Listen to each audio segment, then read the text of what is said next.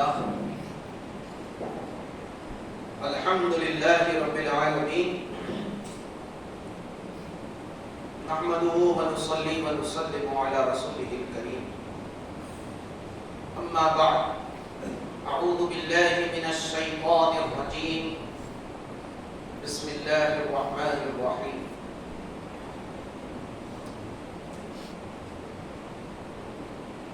هو الذي أرسل رسوله بالهدى ودين الحق ليظهره على الدين كله صدق الله مولانا العظيم من علينا ربنا إذ بعث محمدا أيده بأيده أيدنا بأحمد أرسله مبشرا أرسله ممجدا صلوا عليه دائما صلوا عليه سرمدا اللهم صل على سيدنا ومولانا محمد وعلى آل سيدنا ومولانا محمد كما تحب وترضى.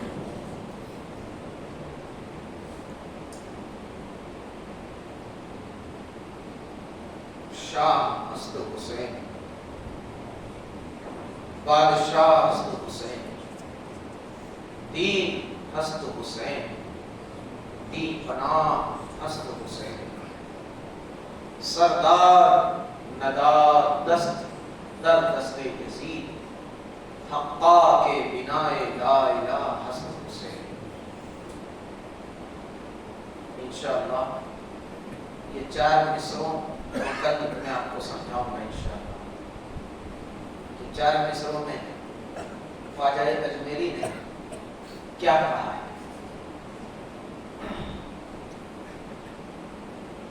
آئیے حصول برکت کے لیے 2-3 اشعار نعت رسول مقبول صلی اللہ علیہ وسلم کے پیش کروں. قبل اس کے سب مل کر پوری عقیدت و محبت کے ساتھ خط صلاۃ پیش کر لیں. اللہم صل علی سیدنا و مولانا محمد وعلی آل سیدنا و مولانا محمد کما تحب وترضى.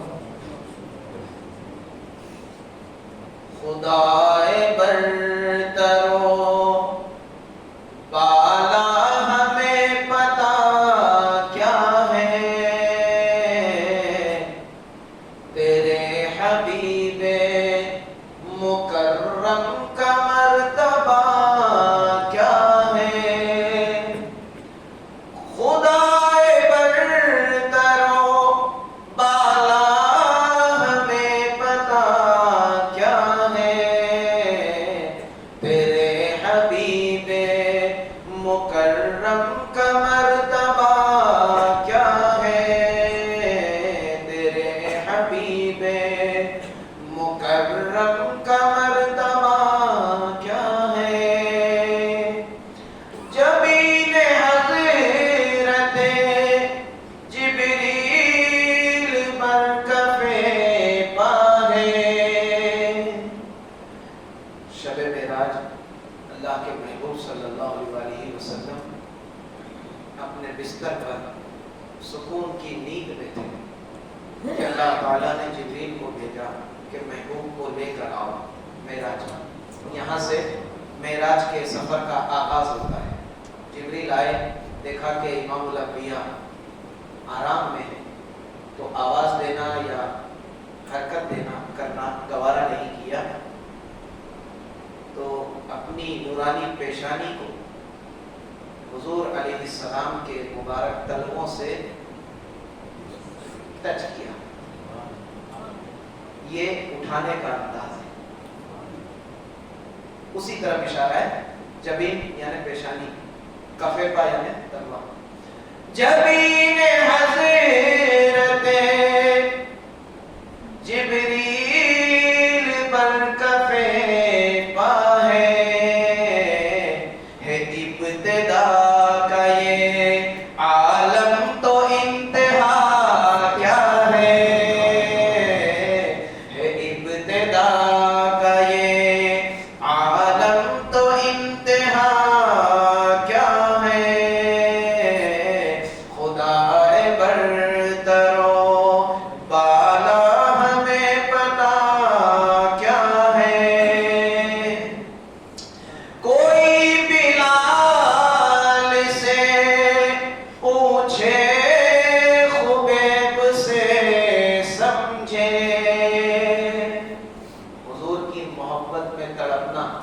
اور ستم اور ظلم کو سہنا اور پھر اس سہ کر صبر میں جو مزہ ہے، تو وہ ان سے پوچھے، یہ دو صحابی جن کو حضور کی محبت میں بہت ظلم کیا گیا، کوئی بلال سے پوچھے خبیب سے سمجھے،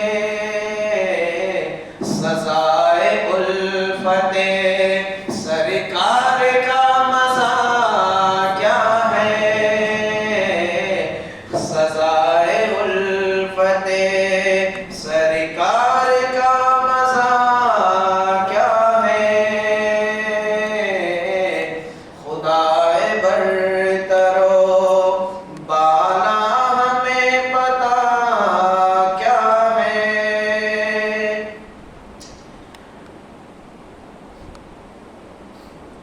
ہمارے الفت محبوب کبریا کیا ہے،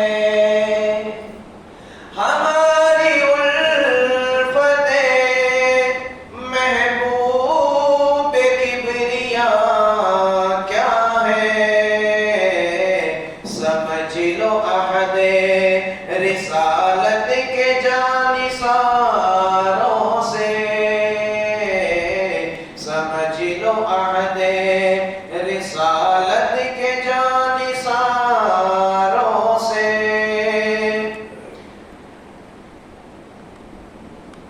خدائے برتر و بالا ہمیں پتا کیا ہے۔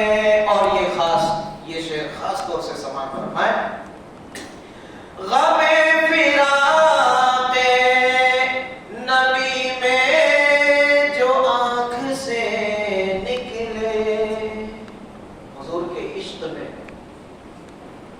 آنکھیں جب اشک بار ہوں اور جو آنسو نکلے، ان کا مقام و مرتبہ اللہ کے نزدیک کیا ہے، ذرا اس شعر کو سماعت فرمائیں، غم فراق نبی میں جو آنکھ سے نکلے، خدا ہی جانے ان اشکوں کا مرتبہ کیا ہے،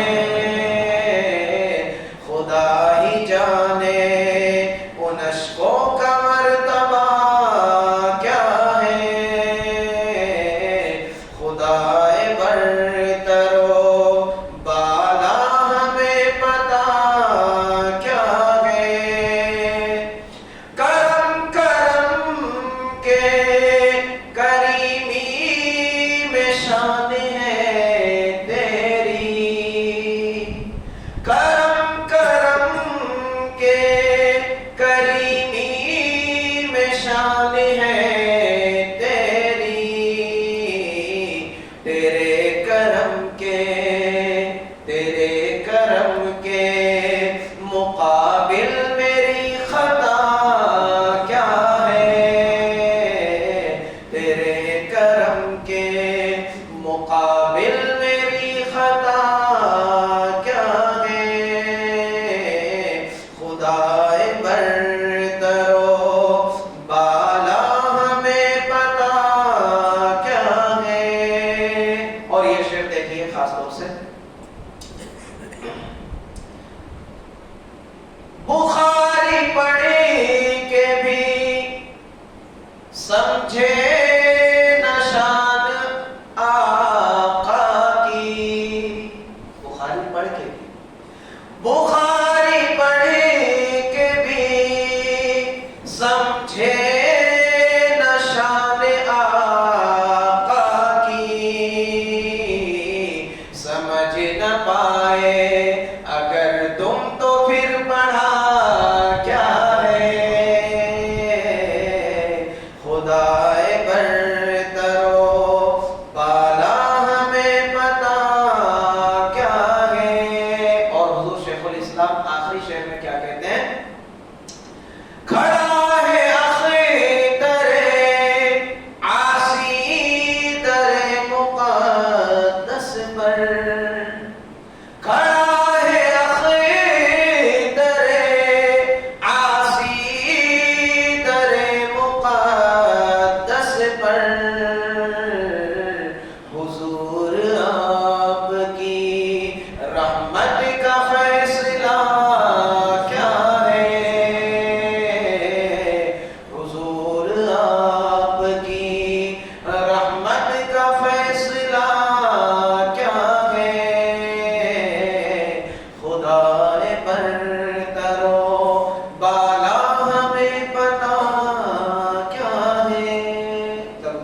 رضی اللہ عنہ، سیدنا و مولانا محمد وعلی آل سیدنا و مولانا محمد کما تحب و ترضى۔ عزیزان محترم، میرے بزرگ و دوستوں، نوجوان ساتھی،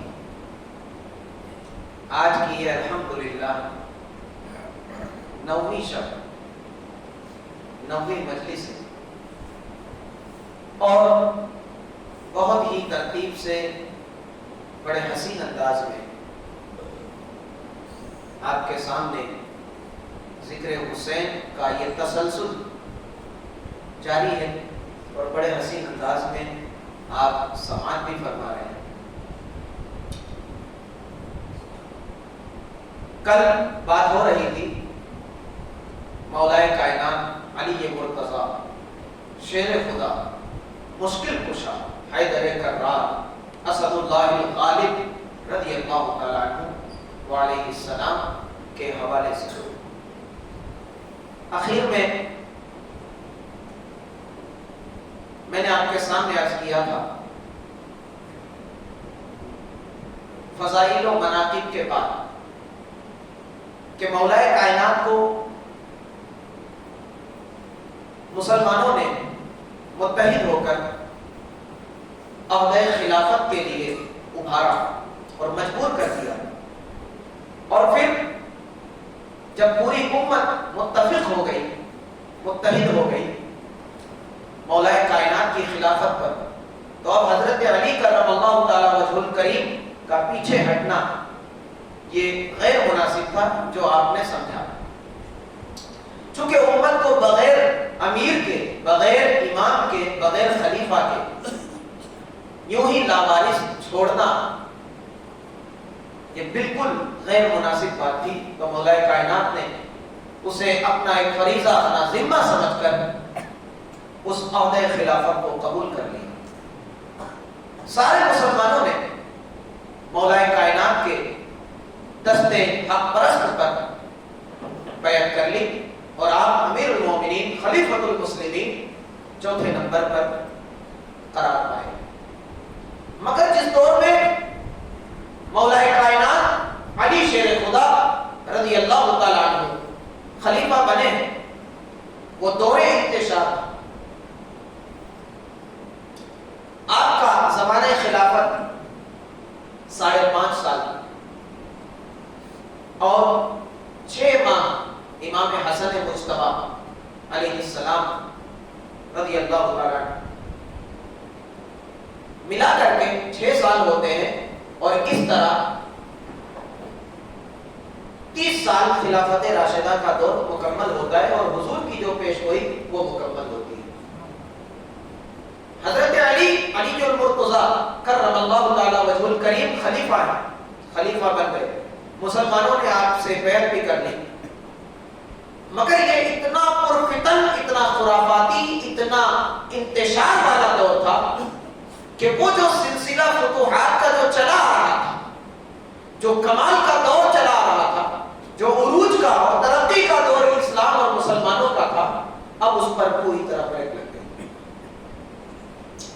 چونکہ خانہ جنگی شروع ہو گئی، آپس میں جنگ و جدال کا ماحول، قتال کا ماحول شروع ہو گیا۔ تو حضرت علی کرم اللہ تعالی وجہ الکریم کو فرصت ہی نہ ملی باہر توجہ کرنے کی۔ آپ نے اپنی پورا زمانہ خلافت ہر صبح ہر شام اندرونی فتنوں سے مقابلہ کیا، اور امت اور مسلمانوں کی کہ ایمان و عمل کی اور حقوق کی آپ نے اس طرح حفاظت کی، جان و مال کی حفاظت کی۔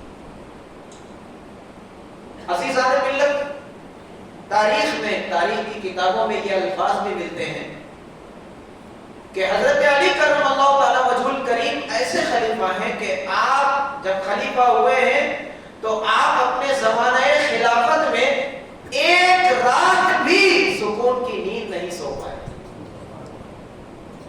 ایک رات بھی۔ فتنوں نے ایسا گھیر لیا تھا، اندرونی آپسی، کہ آپ اس سے فرصت ہی نہ مل سکی آپ کو۔ تو یہ وجہ تھی، بنیادی وجہ کہ باہر جو سیدنا عثمان غنی رضی اللہ تعالیٰ عنہ کے دور خلافت کے 10 سال تک، چونکہ 2 سال آپ کے بھی فتنوں میں نکلے، 10 سال تک جو یعنی 22 سال تک جو اسلامی فتوحات کا جو سنہرا دور چل رہا تھا، اس بنیاد پر اس پر پوری طرح بریک لگ گئی۔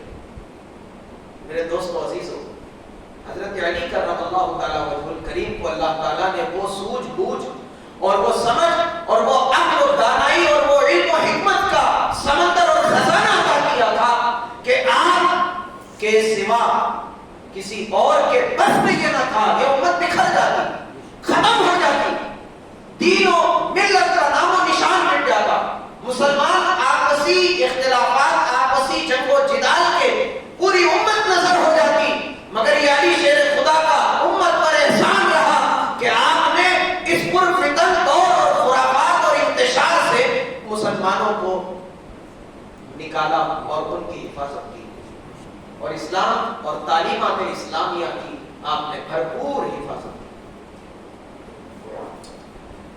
آپ کی تعلیمات، اللہ اکبر، آپ کے اقوال جو پوری دنیا میں مشہور ہیں۔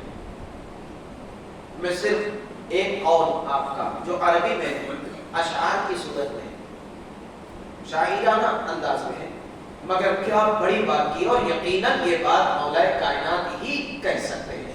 کیا فرماتے ہیں؟ رضینا قسمت الجبار فینا لنا علم وللجہال مال۔ ہم راضی ہیں اللہ تعالیٰ کی تقدیر پر کہ اس نے ہمیں غربت عطا فرمائی، ہمیں غریب پیدا کیا۔ رضینا قسمت الجبار فینا لنا علم، ہم اس پر راضی ہیں کہ اللہ نے ہمارے مقدر میں غریبی لکھی، مگر لنا علم، ہمیں علم کی دولت سے مالا مال کیا۔ وللجہال مال، اور جاہلوں کو دنیا کا مال دے رکھا۔ ہم اس پر اللہ کا شکر ادا کرتے ہیں اور اس پر خوش ہیں، رضینا، ہم راضی ہیں اس پر کہ اللہ نے ہمیں علم کی دولت دی۔ اب علم اور مال دنیا میں کیا فرق ہے وہ سنیے۔ فَإِنَّ الْمَالَ يُفْنِي عَنْ قَرِيبٍ، بے شک مال تو کیا ہے، فنا ہو جانے والی چیز ہے، ان قریب فنا ہونے والا ہے، ان قریب ختم ہونے والی دولت ہے۔ آج میرے پاس ہے، کل کسی اور کے پاس، پرسوں کسی اور کے پاس، یہ سلسلہ چل رہا ہے۔ یہ دولت کسی کے پاس ہمیشہ نہیں رہی۔ قارون کا خزانہ جب فنا ہو گیا کہ اگر وہ خزانہ پوری دنیا کے انسانوں میں تقسیم کر دیا جائے تو ہر آدمی کروڑ پتی ہو جائے، اتنا خزانہ، جب اس کا نام و نشان مٹ گیا، اللہ اکبر، تو کیا اب اس کی حیثیت کیا ہے؟ فَإِنَّ الْمَالَ يُفْنِي عَنْ قَرِيبٍ، مولا کائنات فرماتے ہیں کہ مال تو عن قریب فنا ہونے والی دولت ہے۔ وَإِنَّ الْعِلْمَ بَاقٍ لَا يَزَالُ، مگر علم ایک ایسی دولت ہے جو ختم نہیں ہوتی بلکہ ہمیشہ بڑھتے رہتی ہے۔ دنیا کی دولت کی حقیقت یہ ہے کہ خرچ کرو گے تو کم ہو جائے گا، علم کی حقیقت یہ ہے جتنا خرچ کرو گے اتنا بڑھتا جائے گا۔ فَإِنَّ الْمَالَ يُفْنِي عَنْ قَرِيبٍ وَإِنَّ الْعِلْمَ بَاقٍ لَا يَزَالُ، اس کو زوال نہیں ہے۔ علم اگر آپ نے حاصل کیا وہ محفوظ ہے، عمل کرو گے بڑھے گا، خرچ کرو گے لوگوں میں تقسیم کرو گے بڑھے گا، اور مرو گے تو ساتھ میں جائے گا، قبر میں ساتھ میں، حشر کے دن ساتھ میں، جنت میں بھی ساتھ میں، اور اسی علم کی بنیاد پہ درجے بلند بھی ہوں گے۔ وَإِنَّ الْعِلْمَ بَاقٍ لَا يَزَالُ، اپنے بچوں کو علم دین کی طرف متوجہ کریں۔ دنیاوی تعلیم دور حاضر کا تقاضا ہے، ٹھیک ہے، ضروری ہے، مگر فوقیت ترجیح علم دین کو دو۔ ایک بات چلی ہے تو عرض کر دوں، شیطان کس آدمی پر حاوی ہوتا ہے؟ توجہ دینا، شیطان اس آدمی پر، اس مسلمان پر بہت جلدی کامیاب ہو جاتا ہے جس کے پاس اس سے بچنے کا ہتھیار نہیں ہوتا، اور یہ ہتھیار کیا ہے؟ علم۔ جو جاہل ہوتا ہے، مطلب جس کو دین کا علم نہیں ہوتا، شیطان اس کو اتنی اہمیت نہیں دیتا، اپنا مد مقابل نہیں سمجھتا، مگر ایک عالم دین کے پیچھے پورا شیاطین کا لشکر لگ جاتا ہے۔ یہ حدیث پاک ہے۔ عزیزان ملت، تو مولا کائنات فرماتے ہیں، سنیے، ان المال یفنی عن قریب وان العلم باق لا یزال، اور پھر آگے فرماتے ہیں لیس الجمال باسباب تزیننا، جمال یہ نہیں کہ تم فاخرانہ قیمتی 2,000 میٹر کا جوڑا سے بےتن کر لیں اور فاخرانہ لباس سے بےتن کر کے اپنے آپ کو خوبصورت سمجھیں، دنیا کو دکھائیں۔ لیس الجمال باسباب تزیننا، جمال یہ نہیں کہ آپ عمدہ اور قیمتی لباس سے بےتن کر لیں۔ ان الجمال جمال العلم والادب، یقیناً حسن و جمال اور خوبصورتی علم اور ادب کی دولت سے، انسان علم اور ادب کی دولت سے حسین و جمیل ہو جاتا ہے۔ اور پھر آگے فرماتے ہیں لیس الیتیم قد مات والدا، یتیم وہ نہیں، میں اسے یتیم نہیں کہتا جس کا باپ مر جائے دنیا میں، جس کے ماں باپ دنیا میں مر جائے وہ یتیم نہیں۔ لیس الیتیم قد مات والدا ان الیتیم یتیم العلم والادب، یقیناً علم اور ادب کی دولت سے جو محروم ہے، یتیم حقیقت میں وہ ہے۔ یتیم کا مطلب کیا ہے؟ یتیم اسی کو کہتے ہیں جس کے سر میں کسی کا سایہ نہ ہو۔ تو دنیا میں دنیا والے اس بچے کو یتیم کہتے ہیں جس کے ماں باپ نابالغی کی حالت میں انتقال کر جائے، اور مولا کائنات فرماتے ہیں کہ وہ تو جب جوان ہوگا تو وہ خود اپنے پاؤں پہ کھڑا ہو جائے گا، مگر وہ آدمی جس کی زندگی جہالت میں گزرے، جس کے پاس علم نہیں، وہ تو پوری زندگی یتیم رہتا ہے۔ ان الیتیم یتیم العلم والادب، یہ مولا کائنات کی تعلیمات، یہ علی شیر خدا کے علم کے سمندر کا یہ جھلک ہے، اور اس طرح کی آپ کی بہت ساری تعلیمات ہیں۔ عزیزان ملت، یہ میں نے 8 مصرے، یہ 4 اشعار عربی میں ہیں جو وہ میں نے آپ کو اس لیے سنائے ہیں تاکہ علی شیر خدا کے ذکر کی برکت سے کچھ ہمیں دین کی سمجھ ہو، علم کی اہمیت ہمارے دل میں بڑھ جائے، اور ہم اس پر عمل کر کے اپنی زندگی اور اپنی آخرت کو سنوارنے کی کوشش کریں۔ اللہ تعالیٰ ہم سب کو نیک عمل کی توفیق عطا فرمائے۔ میرے دوستو عزیزو، تو علی شیر خدا مولا کائنات کرم اللہ تعالیٰ وجہ الکریم کی وہ ذات کہ آپ نے امت کے حقوق کی حفاظت کی، اور آپ نے فتنوں سے اور انتشار سے مقابلہ کیا، اور پوری ہمت کے ساتھ، پورے حوصلے کے ساتھ آپ نے تمام اختلافات کا مقابلہ کیا۔ اب یہاں کیا ہوا؟ سبائی فتنے نے اپنی جڑیں مضبوط کر دی، اور ایک طرف دوسری پریشانی حضرت امیر معاویہ رضی اللہ تعالیٰ عنہ جو اس بات پر بزد ہے کہ قاتلان عثمان کو ہمارے حوالے کریں تاکہ ہم قصاص لیں، کیونکہ وہ حضرت عثمان غنی کے بہت قریبی رشتے دار، وہ بھی بنو امیہ سے، امیر معاویہ بھی اسی قبیلے سے تعلق رکھتے ہیں۔ تو انہوں نے اس بات پر ضد کی اور شرط لگا دی کہ جب تک قاتلان عثمان کا سے قصاص نہیں لیا جاتا، جب تک انہیں کیفر کردار تک نہیں پہنچا دیا جاتا، ہم آپ سے بیعت نہیں کریں۔ اور گورنری جو عہدہ ان کو دیا گیا تھا، بولے میں اسے بیزات میں اس عہدے کو نہیں چھوڑوں، آپ قاتلان عثمان کو ہمارے حوالے کریں، قصاص میں تو میں آپ سے بیعت کر دوں گا۔ اب اسی چکر میں مولا کائنات رضی اللہ تعالیٰ اور امیر معاویہ میں ایک جنگ ہوئی، بہت بڑی جنگ صفین۔ میں اس کے تاروں کو نہیں چھیڑنا چاہتا ہوں کیونکہ اس میں بڑی تفصیل ہے، اور پھر ہمارا جو سلسلہ جو موضوع ہے، جو سلسلہ کلام ہے، وہ بھی رک جائے گا۔ میں صرف عرض کر دوں کہ یہ اسی فتنے کی نظر ہوا میں ہوئی اور جنگ جمل بھی اسی فتنے کے نتیجے میں ہوئی اور پھر جنگ نہروان بھی اسی کے نتیجے میں ہوئی اور ان 3 جنگوں میں مسلمان آپس میں ایک دوسرے کی تلواروں، تیروں اور نیزوں سے بہت زیادہ تعداد میں تقریباً 1.25 لاکھ کے قریب مسلمان آپس کی جنگوں میں شہید ہو گئے اور امت کو ایک بہت بڑا نقصان کا سامنا، بڑے بڑے اس میں اصحاب بھی جو صحابہ تھے وہ بھی اس میں شہید ہوئے۔ جنگ صفین حضرت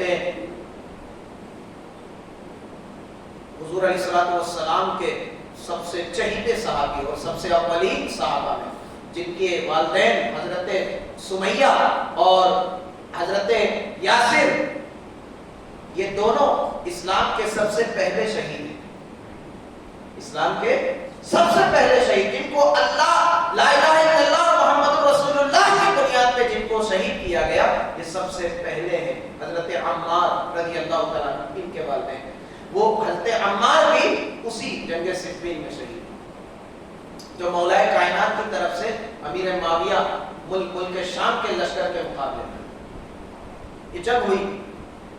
بہت زیادہ مسلمان ایک ہی جنگ میں بہت زیادہ آپس میں قتل ہوئے اور شہید ہو گئے۔ اس کے بعد حضرت علی کرم اللہ تعالی وجہ الکریم فتح کے بالکل قریب تھے اور غلبہ حاصل کرنے کے قریب تھے۔ شامی لشکر نے قرآن کو نیزوں پہ بلند کر دیا، قرآن کو نیزوں پہ بلند کر دیا، تو مجبوراً مولائے کائنات اور آپ کے تمام جانثار وفادار ساتھیوں کو جنگ روکنی پڑی اور پھر صلح کی پیشکش ہوئی۔ حضرت علی کرم اللہ تعالی وجہ الکریم اور امیر معاویہ کے درمیان پھر صلح ہو جاتی ہے اور یہ صلح کے بعد وہ صلح کس طرح ہوئی اس کی وجہ سے بھی دوسری جنگ ہوئی کہ ایک کام کرو،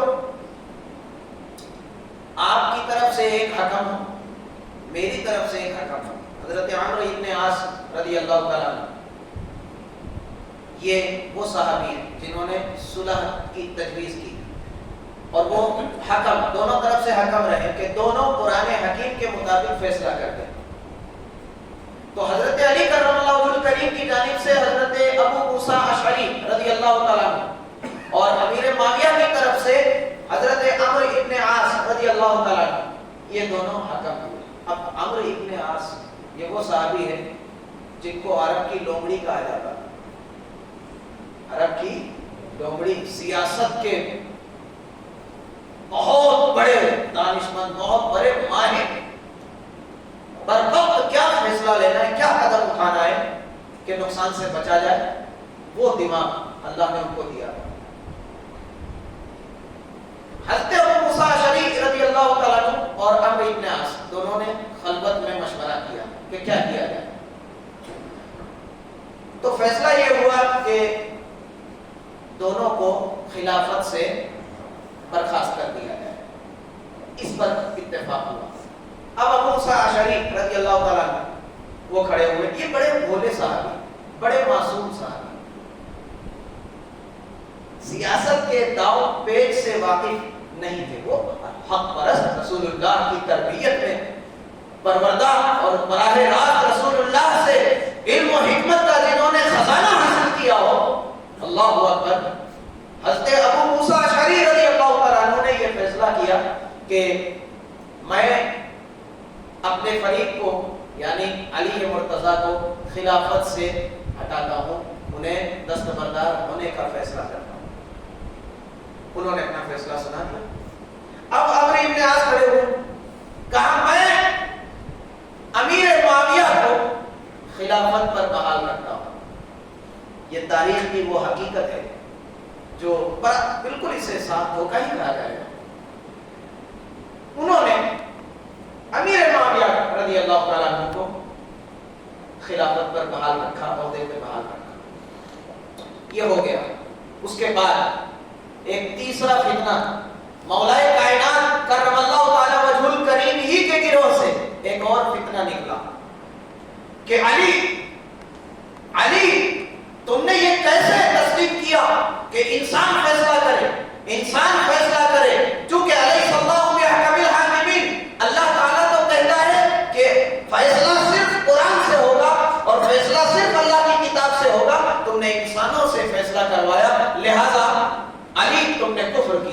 معاذ اللہ.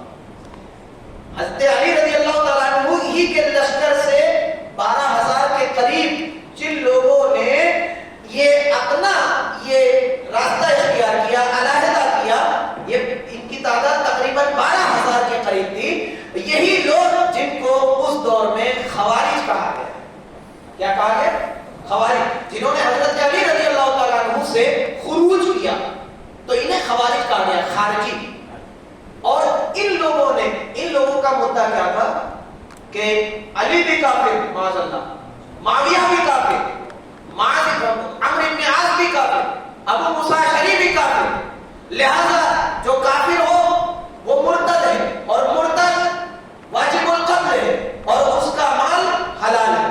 لہذا ان لوگوں نے مولائے کائنات کرم اللہ تعالی وجہ الکریم ہی کے مقابلے میں جنگ کا اعلان کر دیا.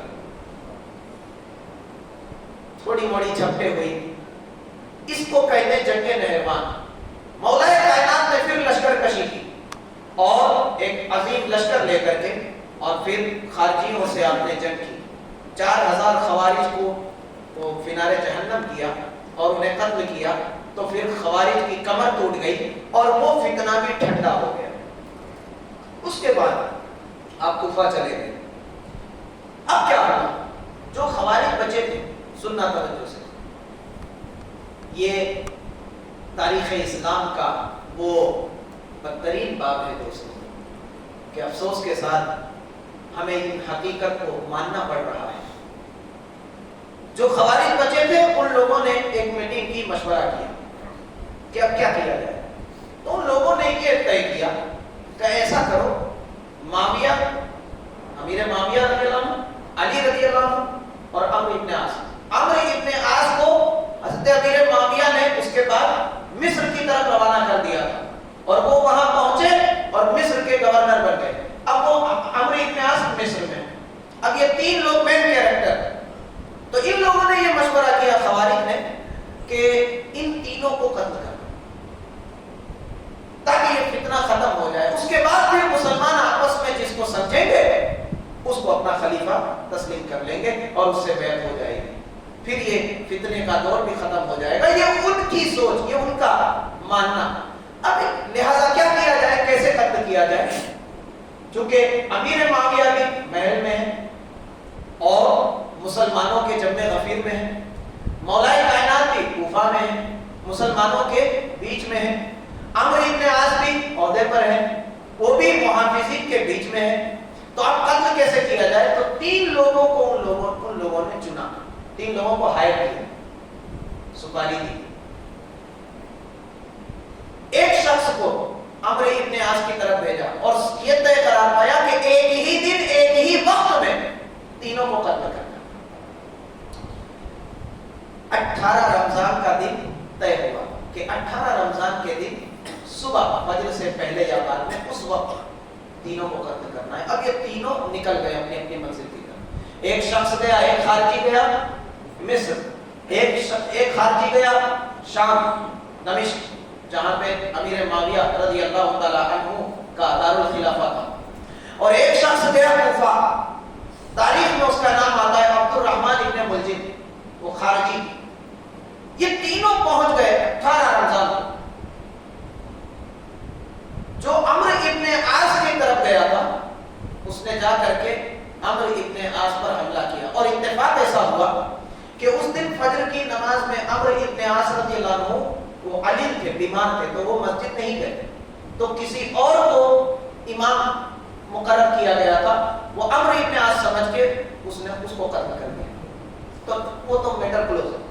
یہاں محل میں حضرت امیر معاویہ رضی اللہ تعالیٰ عنہ محل کے پلر کے یا کوئی ایسی جگہ جو جہاں پر لوگوں کی نگاہ نہ جاتی ہو، کسی طرح سے وہ محل میں گھس کر کے اور وہ چھپ گیا اور امیر معاویہ کا انتظار کرنے لگا. تاریخ الخلفاء کے الفاظ ہے کہ جیسے ہی امیر معاویہ اس کے سامنے آئے اس نے وار کیا، مگر امیر معاویہ نے اپنے آپ کو بچا لیا، سنبھل گئے، تھوڑی بہت چوٹ آئی اور پھر اس کو قتل کیا گیا. عبد الرحمن ابن ملجم جو کوفہ گیا، مولائے کائنات رضی اللہ تعالیٰ عنہ علی شیر خدا، اس نے کچھ دن پہلے ہی پہنچا تھا کہ ایکٹیویٹی دیکھیں کہ اس وقت کیا کرتے ہیں کیا نہیں. تو اس نے دیکھا کہ علی جو ہے وہ روزانہ کوفہ کی گلیوں میں روزانہ صبح سب سے پہلے اٹھ جاتے ہیں اور سب کو آواز دیتے ہیں, سب کے گھروں گھر جا کر دستک دیتے ہیں کہ مسلمانوں اٹھ جاؤ, فجر کی نماز کا وقت ہو گیا. یہ حضرت علی کرم اللہ تعالیٰ وجہ الکریم کی عادت ہے کہ آپ مسلمانوں کے محلے میں گردش کرتے ہیں اور فجر کی نماز کے لیے سب کو اٹھاتے ہیں. یہ تحریک ہمارے یہاں بھی چلنی چاہیے کہ نہیں ہے؟ چلنی چاہیے, اور مسلمانوں کی تمام بستیوں میں یہ تحریک چلنی چاہیے. یہ حضرت علی رضی اللہ تعالیٰ عنہ کا کردار. تو اس نے دیکھا کہ مولا کائنات تنہا گردش کرتے ہیں محلے میں. اس نے بس کسی وقت کو منتخب کیا, عبد الرحمن ابن ملجم, اور اپنے خنجر میں اس نے زہر بھی لگا لیا تھا. اس کا خنجر جو تھا وہ زہر آلود ہو چکا. اور مسجد کوفہ کی جامع مسجد کے دروازے کے آڑ میں وہ چھپ کر بیٹھ گیا کہ علی ابھی بستی میں گردش کر کے اور پھر مسجد میں آئیں گے اکیلے. جیسے ہی علی مرتضیٰ کرم اللہ تعالیٰ وجہ الکریم مسجد میں داخل ہوتے ہیں, اندھیرا تھا اور کمبل اوڑھ کے بیٹھا ہوا تھا.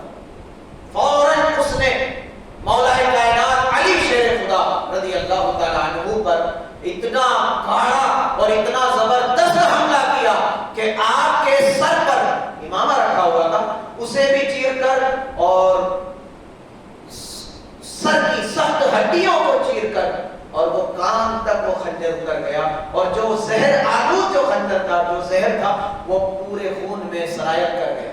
یہ 18 رمضان کو صبح کا حادثہ ہے. پھر مولا کائنات کو لیا گیا, لوگ آ گئے اور اسے گرفتار کر لیا گیا, عبد الرحمن ابن ملجم کو.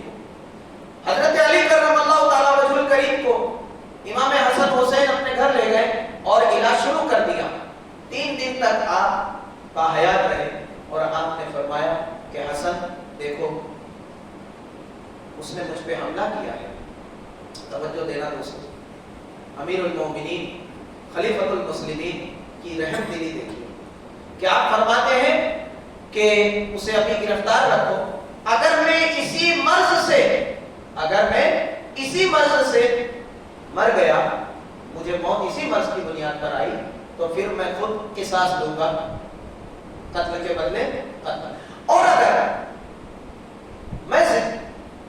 میں اسی مرض سے اگر مجھے شفا مل گئی اور میں درست ہو گیا تو پھر چھوڑ دوں گا, پھر وہ میری مرضی کی بات ہے, پھر اس کو چھوڑ دوں یا معاف کر دوں, جو چاہے کروں.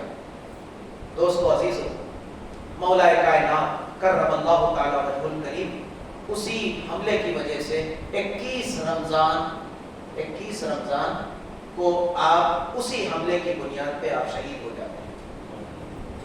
خلیفۃ المسلمین امیر المومنین یہ آفتاب اسلام غروب ہو جاتا ہے. میرے دوستو عزیزو, اس کے بعد مگر فتنہ تو تھمنے کا نام نہیں لے رہا. یہ ہسٹری ہے دوستو, یہ ہسٹری جاننا چاہیے تاکہ کربلا کا جو منظر ہے اس کو بخوبی آپ سمجھ سکیں کہ اسلام اور مسلمان کس دور سے گزرے ہیں, اور مسلمانوں کے حکمران خلفاء کن کٹھنائیوں اور کن سختیوں اور کن مشکلات کا سامنا کر کے مسلمانوں کے ایمان اور عمل کی انہوں نے حفاظت کی ہے, اپنی جانوں کا نذرانہ پیش کر دیا ہے, اپنا تن من دھن سب اللہ اور اس کے رسول کے دین پر اور امت پر مسلمانوں پر نچھاور کر دیا ہے, جامع شہادت تک کو نوش کر لیا ہے. مولا کائنات کی شہادت کے بعد اب یہ ہوا کہ مسلمان, ابھی آپ کی شہادت سے پہلے کوفہ کے تمام مسلمان مولا کائنات کے پاس آتے ہیں اور کہتے ہیں کہ علی امیر المومنین, اب آپ کے بعد کون خلیفہ ہوگا, کیا ہم حسن سے بیعت کر لیں, چونکہ امام حسن اللہ اکبر جگر گوشہ رسول جنتی نوجوانوں کے سردار ہیں. تو مولا کائنات فرماتے ہیں سنو, میں نہ تمہیں حکم دیتا ہوں کہ حسن سے بیعت کرنا اور نہ تمہیں روکتا ہوں, تمہیں جو ٹھیک لگے وہ کر لینا. یہی تو خلیفہ راشد کی تعریف ہے.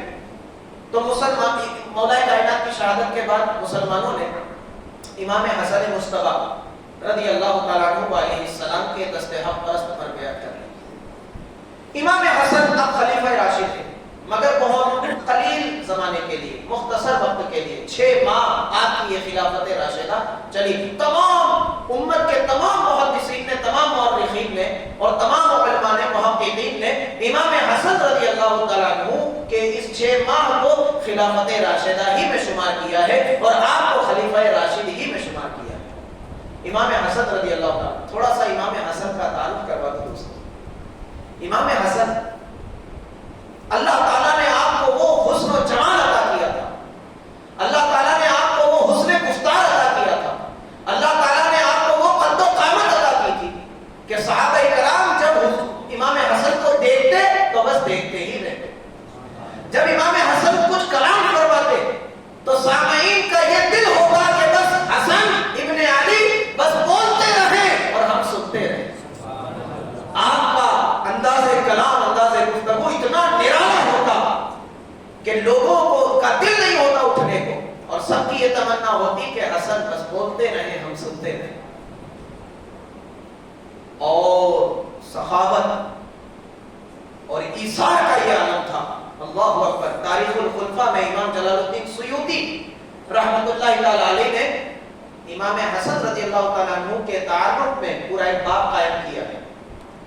وہ لکھتے ہیں کہ امام حسن کی نثاری آپ کی سخاوت کا یہ عالم تھا کہ آپ نے 1 مرتبہ 2 مرتبہ اپنا پورا مال اللہ کی راہ میں خرچ کر دیا، 2 مرتبہ، اور 1 مرتبہ آپ نے نصف مال اللہ کی راہ میں خرچ کیا، ایک یا 3 مرتبہ، اور اللہ تعالیٰ آپ کو خوب نوازا، اللہ تعالیٰ آپ کو خوب دے گا، جتنا دو گے اللہ تعالیٰ اتنا ہی آپ کی دولت میں اضافہ کرے گا، جتنا بانٹو گے۔ کیونکہ یہ جو اللہ کی راہ میں خرچ کرنے کی مثال بزرگوں نے کنویں سے دی، کس سے دی ہے؟ کہ کنواں میں جب پانی بھر جاتا ہے اور جب اس کو خالی کر دیا جائے تو وہ پھر تیزی کے ساتھ ابل پڑتا ہے اور تازہ پانی لوگوں کے لیے پھر تیار ہو جاتا ہے، اور اگر پانی نہ نکالا جائے تو وہ پانی باسی ہو جاتا ہے۔ تو یہی مثال ہے کہ اللہ کی راہ میں اتنا خرچ کرو، خوب خرچ کرو، تاکہ اللہ تعالیٰ تازہ دولت آپ کو عطا کرتا ہے۔ میرے دوستو، امام حسن رضی اللہ تعالیٰ عنہ کی سخاوت کا یہ ہے کہ ایک مرتبہ کوفہ کی جامع مسجد میں آپ محو نماز تھے، آپ اللہ تعالیٰ کی مناجات اور التجا میں تھے۔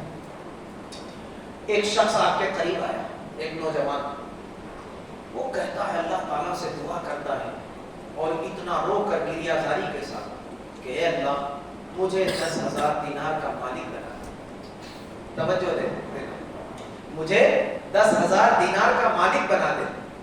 امام حسن رضی اللہ تعالیٰ عنہ، اور وہ رو رو کے کہہ رہا ہے، ایک ہی بات کر رہا ہے کہ پروردگار تیرے خزانے میں کیا کمی ہے، مجھ پر 10,000 دینار کا قرض ہے، اور وہ غلام تھا، کہا میرے مالک نے میری قیمت، آزادی کی قیمت 10,000 دینار رکھی ہے، اے پروردگار تو مجھے 10,000 دینار کا مالک بنا دے۔ امام حسن رضی اللہ تعالیٰ عنہ اس سے یہ سن ہی رہے تھے، آپ کی توجہ اس طرف ہو گئی تو آپ نے دیکھا کہ یہ بڑی خشوع اور خضوع کے ساتھ اللہ تعالیٰ کی بارگاہ میں مناجات میں محو ہے۔ آپ فوراً گھر گئے، 10,000 دینار لے کر آئے اور وہ نوجوان کے پیچھے بیٹھ گئے۔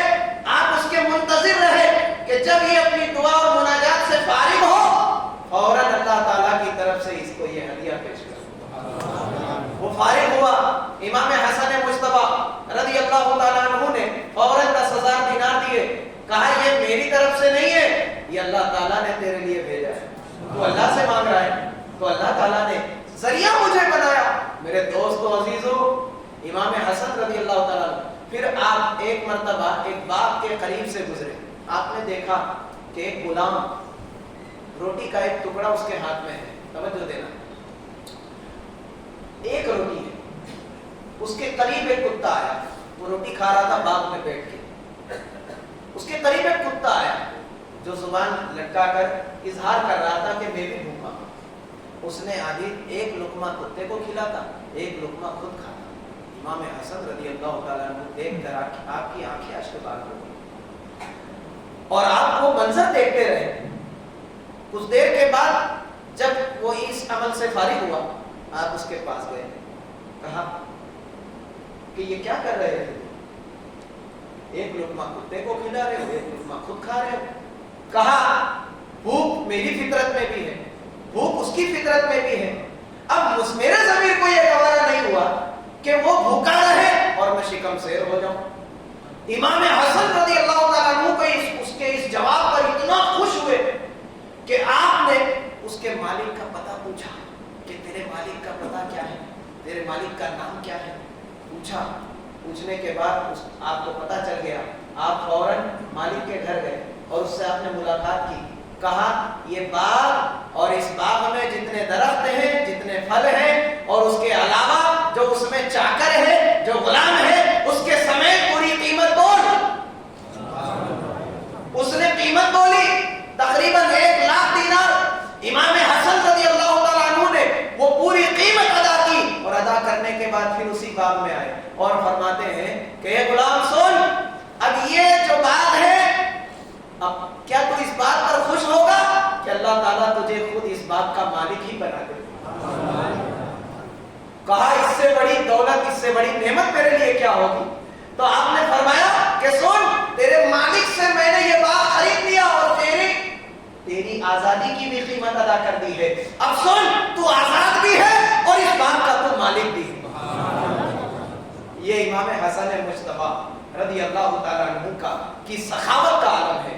آپ کے حسن و جمال کا یہ عالم ہے کہ صحابہ کرام جب آپ کو دیکھتے تو آپ کو دیکھتے ہی رہتے، کیونکہ امام حسن رضی اللہ تعالیٰ عنہ کے لیے خود مولائے کائنات کرم اللہ تعالیٰ وجہ کریم فرماتے ہیں کہ میرا بیٹا حسن جو سینے تک، سر سے سینے تک بالکل تو کاپی ہے محمد رسول اللہ صلی اللہ علیہ وسلم کی، اور سینے سے قدموں تک حسین میرے نبی کا مشابہ ہے. اور یہ مشہور تھا تمام کے تمام صحابہ، جب آپ کو بالخصوص سیدنا ابو ہریرہ رضی اللہ تعالیٰ عنہ اور بھی بہت سارے اصحاب رسول، بلال حبشی رضی اللہ تعالیٰ عنہ، جب بھی ان کو حضور کی یاد ستاتی تو یہ فوراً امام حسن رضی اللہ تعالیٰ عنہ کے پاس چلے جاتے اور تک تکی نگاہ سے جی بھر کر امام حسن کا دیدار کرتے.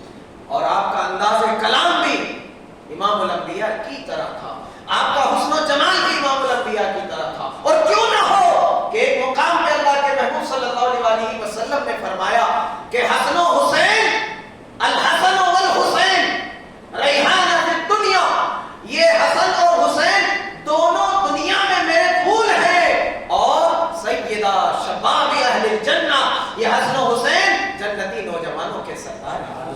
اللہ کے محبوب صلی اللہ علیہ وسلم امام حسن رضی اللہ تعالیٰ عنہ اور امام حسین رضی اللہ تعالیٰ عنہ کو خوب چومتے، زبان کو چوستے. جب آپ پیدا ہوئے تو اللہ کے محبوب صلی اللہ علیہ وسلم گھر گئے، کہا بیٹے کو مجھے دو. آپ نے اپنی گود میں لیا اپنے ہاتھوں میں، کہا علی کیا نام رکھا اس کا؟ تو مولا کائنات نے عرض کیا حرب، میں نے اس کا نام حرب رکھا ہے. اللہ کے محبوب صلی اللہ علیہ وسلم نے فرمایا نہیں، اس کا نام حسن ہے. کیا ہے؟ حسن ہے. پھر امام حسین پیدا ہوا، پھر آپ گئے، پھر گود میں لیا، کہا علی کیا نام رکھا اس کا؟ کہا حرب. مولا کائنات کی یہ تمنا تھی کہ میرا ایک بیٹا ہو جس کا نام حرب. حرب مانے شیر. تو سرکار نے امام حسین کو گود میں لیا اور پھر فرمایا علی کیا نام رکھا؟ کہا حرب. کہا نہیں حرب نہیں، حسین اس کا نام. پھر ایک اور بیٹا پیدا ہوا، سرکار پھر گئے اور پھر گود میں لیا اور پھر مولا کائنات سے فرمایا علی کیا نام رکھا اس کا؟ کہا حرب. کہا نہیں حرب نہیں، اس کا نام محسن ہے. تو 3 بیٹے. امام محسن علیہ السلام ان کی عمر بہت کم ہوئی، تک غالباً وہ بچپنے ہی میں ان کا انتقال ہو گیا. مگر امام حسن، یہ حسن اور حسین کیا ہے؟ اللہ تعالیٰ نے ان دونوں کا نام رکھا ہے. وہی الہی اللہ کے محبوب صلی اللہ علیہ وسلم نے فرمایا کہ اللہ نے مجھے حسن و حسین کے یہ نام دیے ہیں کہ میں اپنے نواسوں کا، اپنے دونوں بیٹوں کا، ایک کا نام حسن رکھوں، ایک کا نام حسین رکھوں. اور یہ حسن اور حسین جنت میں یہ دونوں نام ان 2 فرزندوں کے لیے اللہ تعالیٰ نے محفوظ رکھے تھے. اور اس کا عبرانی زبان میں شبر اور شبیر جو حضرت ہارون علیہ السلام کے 2 بیٹوں کا نام تھا، उन्हीं पर, चूंकि शब्बीर और शब्बर जो है ये अरबी जुबान में नहीं है, तो उसी के माने के एतबार से हसन और हुसैन इन दोनों का नाम खुद इमामुल अंबिया ने रखा। इमाम हसन रज़ी अल्लाह तआला अन्हु हुजूर अलैहिस्सलाम के लफ्ते जिगर हैं, दिल के सुकून और करार है, मंजूर नजर है, दिल का चैन है।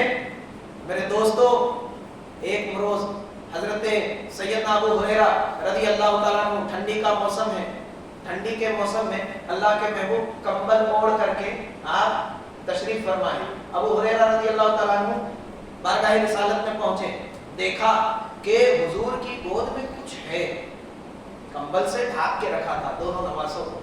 कहा कुछ है, तो अर्ज किया या रसूल अल्लाह आपकी गोद में कुछ है। सरकार ने कंबल हटाया तो देखा एक पहलू में हसन है, दूसरे पहलू में हुसैन है। या रसूल अल्लाह ये दोनों फर्जंद आपको इतने महबूब हैं।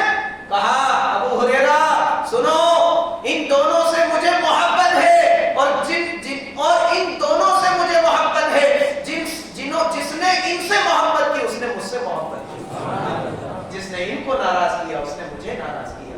ये दोनों मेरी दुनिया में दोनों फूल हैं, जन्नती फूल हैं। और फिर फरमाया हाज़ा इब्नी सय्यिदुन, मेरा ये बेटा हसन सय्यद है, सरदार है, और मेरा ये बेटा शहीद है। ये अल्लाह के महबूब सल्लल्लाहु अलैहि वसल्लम को पहले अल्लाह ताला ने बता दिया। और फिर आपने एक मुकाम पे फरमाया कि हसन मेरा बेटा सय्यद है, और अल्लाह ताला मुसलमानों की दो बड़ी जमाअतों में सुलह करवाएगा, दो मुसलमानों की दो बड़ी जमातों में सुलह करवाएगा। और वो तमाम उम्मत ने देखा, तारीख गवाह है, और उस पर अहादीस है कि इमाम हसन रज़ी अल्लाह तआला अन्हु ने फिर ये खून रेजी का जो दौर जो चल पड़ा था, ये सिफ़ीन, ये जंगे जमल, ये नहरवान, इस दौर को आपकी सुलह से अल्लाह ताला ने खत्म कर दिया। इमाम हसन रज़ी अल्लाह तआला अन्हु अलैहि सलाम एक रोज अल्लाह के महबूब मिंबर रसूल पर है, मस्जिद नबवी के मिंबर पर आप खुतबा दे रहे हैं कि इमाम हसन रज़ी अल्लाह तआला अन्हु लड़खड़ाते हुए, सफ़ों को चीरते हुए आप तशरीफ लाए। अल्लाह के महबूब सल्लल्लाहु अलैहि वसल्लम ने खुतबा रोक दिया और आप खुद मिंबर से नीचे उतर गए और हसन मुस्तफा को अपनी गोद में उठा लिया। मिंबर पे गए, मिंबर पे लेकर आका ने खुतबा दिया, और हजरत अब्दुल्लाह इब्न उमर रज़ी अल्लाह तआला अन्हु इस हदीस के रावी हैं, जो तिरमिजी शरीफ की हदीस है। अब्दुल्लाह इब्न उमर कहते हैं, रिवायत करते हैं कि हुजूर कभी हसन को देखते, कभी सामईन को देख के खुतबा फरमाते। मोहब्बत का आलम देखो, ऐसी ऐसी टूट कर मोहब्बत, इतनी कुर्बत और इतनी उल्फत, अल्लाहु अकबर। अब आप बताइए कि जिसने हसन और हुसैन को तकलीफ दी, करबला के मैदान में जिसने इमाम हुसैन को शहीद किया, और फिर शहादत के बाद भी, अभी वो मंजर इंशाअल्लाह कल आप समाप्त फरमाएंगे, कल आप मुकम्मल इत्मीनान और फुर्सत से आइएगा, है ना। वो मंजर मैं आपके सामने कर दूंगा इंशाअल्लाह, आप करबला में पहुंच जाएंगे इंशाअल्लाह, और ऐसा महसूस होगा हम आंखों से देख रहे हैं। दोस्तों, तो सैयदना अब्दुल्लाह इब्न उमर रिवायत करते हैं कि हुजूर कभी हसन को देखते, कभी खुतबा इरशाद फरमाते। ये मोहब्बत का आलम है। और एक रोज क्या हुआ, सैयदना फारूक आजम के दौर की बात है। हजरत सैयदना फारूक आजम रज़ी अल्लाह तआला अन्हु दफ्तर में कुछ काम कर रहे थे, खलीफा थे। तो हजरत इमाम हसन, हजरत अब्दुल्ला इब्न उमर, उनके बेटे, वो आए दफ्तर में, आए मुलाकात के लिए, कुछ काम से आए होंगे, कुछ पूछने, कुछ बात करने। हजरत उमर रज़ी अल्लाह तआला अन्हु ने फरमाया, देखो हजरत उमर सिर्फ अल्लाह के महबूब सल्लल्लाहु अलैहि वसल्लम ऐसी वालेहाना मोहब्बत न फरमाते, इतना लिहाज न रखते, बल्कि हर सहाबी, चाहे वो सिद्दीक़ अकबर हो, चाहे वो उमर फारूक हो, चाहे वो उस्मान गनी हो, चाहे वो बिलाल हबशी हो, चाहे सलमान फारसी हो, चाहे सुहैब रूमी हो, हर सहाबी इमाम हसन मुज्तबा, हसनैन करीमैन और अहले बैत से ऐसी ही वालेहाना मोहब्बत करते। तो अब्दुल्लाह इब्न उमर आए, हजरत उमर के बेटे, सरकार ने फरमाया, हजरत उमर ने फरमाया कि जाओ, अभी मैं कुछ खिलाफत के जरूरी काम अंजाम दे रहा हूं, अभी मौका नहीं है, जाओ निकलो यहाँ से। अब्दुल्लाह इब्न उमर वापस हो गए। इमाम हसन आए, तो तुरंत इमाम हसन आए। हज़रत उमर ने देख लिया और जब देखा कि बेटे को इजाजत नहीं दी आने की, तो फिर वो भी वापस हो गए। हज़रत उमर ने देख लिया और फिर खुद खड़े होकर के जाकर आवाज दी, हसन इधर आओ। आगे का मंजर क्या होगा आप समझ गए। इमाम हसन आए, कहा कि हसन आप क्यों वापस जा रहे हैं? कहा मैंने तो देखा आप अपने बेटे को इजाजत नहीं दे रहे, तो मैं कौन हूं? कहा तुम कौन हो? तुम कौन हो? अरे तुम ही तो मालिक हो, मैं तो आपका खादिम और गुलाम हूं। अल्लाहु अकबर। गौर को करे दोस्तों, इमाम हसन से आपने अर्ज किया, फारूक आजम ने रज़ियल्लाहु तआला अन्हु ने फरमाया कि हसन ए फर्जंदे रसूल, ये सब कुछ तुम्हारा है, तुम मालिक हो, ये हक आपका है, आप अंदर आए। और आपने अपना तो वो काम समेट के इमाम हसन रज़ियल्लाहु तआला अन्हु से बातचीत की, पूरा वक्त उनको दिया। तो अब्दुल्ला इब्न उमर ने उनको एतराज हो गया, कहा अब्बा जान, हसन को आपने पूरा वक्त दिया और मुझे वापस कर दिया। तो आपने आपके वो जवाब जो सुनहरे अल्फाज में लिखे जाने के काबिल है, आपने फरमाया अब्दुल्ला तू मेरा बेटा है, मैं गुलाम हूं, और तू गुलाम का बेटा है, तू भी गुलाम है, तू और हसन बराबर नहीं है, तू और हसन बराबर नहीं है, तू मेरा बेटा है और वो इमामुल अंबिया का बेटा है। मैंने इसलिए उन्हें वक्त दिया कि यही उनकी अजमत और यही उनका हक है। अगर तू ये मुकाम चाहता है तो पहले सैयदुल अंबिया जैसा नाना ला, सैयदतो निसाइल आलमीन जैसी माला, और सैयदुल औलिया जैसा बाप ला, तब तुझे ये हक मिलेगा, और ये नामुमकिन है। मेरे दोस्तों अजीजों, हसनैन करीमैन की ये शान है। सहाबा इकराम भी वालिहाना मोहब्बत और अदब को हमेशा महफूज रखते हैं। अजीज़ान मिल्लत, ये इमाम हसन रज़ियल्लाहु तआला अन्हु का मुख्तसर तारुफ जो मैंने आपके सामने पेश किया। और भी बहुत सारी बातें, इतनी बातें हैं, इतने फजाइल और मनाकिब है कि जिंदगी खत्म हो जाए, मगर उनकी फजाइल और उनके मनाकिब कभी काबिले बयान में उनका इहाता नहीं किया जा सकता। बस मैं बात को अब आगे बढ़ाना चाहता हूँ कि फिर उसके बाद हजरत अली करमल्लाहु तआला वजहुल करीम की शहादत के बाद फिर पूरी उम्मत ने, तमाम मुसलमानों ने इमाम हसन रज़ियल्लाहु तआला अन्हु के दस्ते मुबारक पर बैत कर ली। 6 माह तक आपकी ये खिलाफत का जमाना रहा पूरे, तब मगर ये फितने इसी तरह जो है, हर तरफ से फितनों का शोर है, हर तरफ इंतशार का माहौल है, यहाँ तक के सन हिजरी 41 का जमाना है, सन हिजरी 41 का दौर आया। इमाम हसन रज़ियल्लाहु तआला अन्हु, और वो पेशगोई जो अल्लाह के महबूब सल्लल्लाहु अलैहि वसल्लम ने की थी, उसके पूरे होने का वक्त आ गया। जंग का माहौल था। इमाम हसन रज़ियल्लाहु तआला अन्हु अपना पूरा लश्कर लेकर निकले कूफा से, इधर अमीर मुआविया रज़ियल्लाहु तआला अन्हु अपना पूरा लश्कर लेकर शाम से निकले। दोनों करीब पहुंच गए, एक दूसरे के करीब हो गए, पड़ाव डाला। मगर इमाम हसन रज़ियल्लाहु तआला अन्हु ने देखा कि मेरे लश्कर में कुछ खवारिज भी हैं जिन्होंने मेरे वालिद मोहतरम की शहादत में बहुत बड़ा रोल जिन्होंने अदा किया है।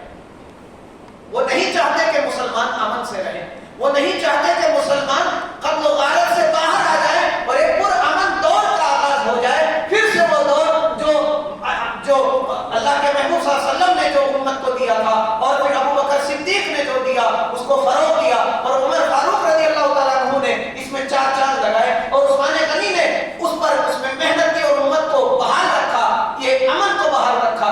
कुछ लोग हैं जो मेरे लश्कर में भी हैं, सामने वाले लश्कर में भी हैं, और ये यहूदियों नस्ल थे जो मुसलमानों का लिबास पहनकर मुसलमानों के बीच में आकर मुसलमानों को लड़ाने की कोशिश में थे, और वो बहुत हद तक कामयाब भी हो गए। मगर वो दौर आ गया, अल्लाह के महबूब सल्लल्लाहु अलैहि वसल्लम ने जो पेशगोई फरमाई थी, सन हिजरी 41 का साल है, रबीउल अव्वल की तकरीबन 1-2 तारीख है। इमाम हसन रज़ियल्लाहु तआला अन्हु ने जब इस चीज को अच्छी तरह समझ लिया तो फिर आपने एक कासिद को भेजा अमीर माविया के पास कि हम जंग नहीं करना चाहते, हम सुलह चाहते हैं।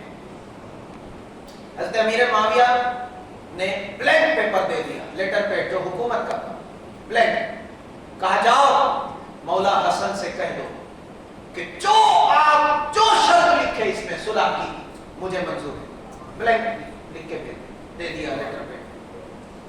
हज़रत अमीर माविया रज़ियल्लाहु अन्हु ने भेजा, इमाम हसन के पास वो लेटर पैड आया, आपने 5 शर्तें सुलह की लिख दी। और फिर वो 5 शर्तें क्या इंशाअल्लाह कल मैं अर्ज करूंगा आपके सामने। वो 5 शर्तें लिख करके लेटर पैड आया, सुलह हो गई। अल्हम्दुलिल्लाह मुसलमानों में फिर से वो अमन और राहत और सुकून का दौर वापस आ गया और कत्ल गारत पूरी तरह उसका खात्मा हो गया। और यहूदी सबाई खवारिज लोग ये जो चाह रहे थे ये इस सुलह से के इस सुलह के बाद वो मायूस हो गए कि अब तो मुसलमानों में अमन का दौर आ गया, अब तो हमारी जो मंसूबे हैं उस पर पानी फिर गया और अल्लाह के महबूब सल्लल्लाहु अलैहि वसल्लम की वो पेशगोई पूरी हो गई कि मेरा ये बेटा सैयद है और मुसलमानों के 2 बड़े गिरोह में सुलह करवाएगा। आपकी सुलह के बाद फिर एकदम पुरअमन दौर आ गया। अब पूरी 34 लाख स्क्वायर किलोमीटर पर तन्हा अमीर माविया रज़ियल्लाहु तआला अन्हु की हुकूमत कायम है। 20 साल तक आप हाकिम रहे, 20 साल। और आपने भी ये इस वक्त मौका नहीं है कि मैं आपके फजाइल और मनाकिब लेकर बैठ जाऊं, ये मौका नहीं है। और इंशाअल्लाह किसी और मौके पे मैं अमीर माविया के वो 20 साल भी आपको सुनाऊंगा इंशाअल्लाह। बस गुफ्तगू अपने आखिरी मरहले पर है, एक जुमला और समाप्त कर लें और गुफ्तगू में मुकम्मल कर दूं। जब ये सुलह हो गई तो इमाम हज़रत अमीर माविया रज़ियल्लाहु तआला अन्हु अब तन्हा पूरी सल्तनत इस्लामिया के आप हाकिम हैं, सुल्तान हैं। और फिर ये दौर हज़रत उमर बल्कि तारीख की किताबों में तो ये भी लिखा है कि जब ये इमाम हसन रज़ियल्लाहु तआला अन्हु ने जब सुलह कर ली और फिर बैत भी कर ली, मान भी लिया, अमीर माविया के हाथ पर बैत भी कर ली कि हम तुम्हें अपना खलीफा मानते हैं। आपने जब माना तो आपके मानने वाले चाहने वालों ने भी, यानी पूरे तमाम उम्मत। अब आमुल जमा किताब में लिखा है कि इस साल को सुलह हसन के साल को आमुल जमा कहा गया, यानी वो साल जिस साल में अल्लाह ने पूरी उम्मत मुस्लिमा को जमा कर दिया एक अमीर के तहत, हज़रत अमीर माविया। मगर इसे खिलाफत राशिदा किसी ने भी नहीं कहा, चूंकि वो मुद्दई थे, उन्होंने दावा किया था, तो लिहाजा इन्हें खिलाफत राशिदा का के बाद जो इस्लामी सल्तनत, जो हुकूमत, जो बादशाहत का दौर जिसकी रसूलुल्लाह ने पेशगोई की थी, उस बादशाहत इस्लामिया के सबसे पहले बादशाह अमीर माविया उभर कर सामने आए। फिर उन्होंने बहुत बेहतरीन तरीके से इस्लामी सल्तनत का निज़ाम चलाया और फिर वो फुतूहात का दौर फिर शुरू हो गया। यहाँ तक कि हिंदुस्तान, अफगानिस्तान और बलोचिस्तान तक अमीर माविया रज़ियल्लाहु अन्हु के 20 साल दौरे बादशाहत में ये सब इस्लाम के झंडे यहाँ साहबा ने लगे, ताबईन ने। दोस्तों अजीजों, ये कुछ चीज़ें आपके सामने अर्ज की और उसके बाद इमाम हसन रज़ियल्लाहु तआला अन्हु मदीना कूच कर जाते हैं। फिर आपने अपनी बाकी उम्र सन हिजरी 50 तक, यानी 10 साल 41 से 50 तक फिर आप मदीने ही में रहे और भी वहाँ बहुत सारी बातें हुई। इंशाअल्लाह कल आपके सामने अर्ज करूँगा और फिर उसके बाद सीधे हम इमाम हुसैन अला जद्दिही अलैहिस्सलाम, इमाम हसन की शहादत के बाद और यहाँ सन हिजरी 50 में अमीर माविया के इंतकाल के बाद फिर यजीद तख्ते हुकूमत पर बैठता है और फिर उसने जो कारनामा अंजाम दिया है उन तमाम चीज़ों को देख कर फिर मैदान में इमाम हुसैन रज़ियल्लाहु अन्हु की एंट्री होती है। इंशाअल्लाह ताला ये तमाम चीज़ें आपके सामने कल अर्ज की जाएंगी और पूरी फुर्सत के साथ, इत्मीनान के साथ कल आप लोग तशरीफ लाएंगे इंशाअल्लाह। और कल करबला का वो मंजर आपके सामने मैं अर्ज करूँगा कि मोहम्मद से वफा करने तो हम दे रहे हैं, ये जहाँ चीज़ है क्या लोहो कलम दे रहे हैं। मोहम्मद की मोहब्बत दीन हक की शर्त अव्वल है, तो इसमें कुछ खामी सब कुछ नामुकम्मल है। वो आखिर दावाना अल्हम्दुलिल्लाह।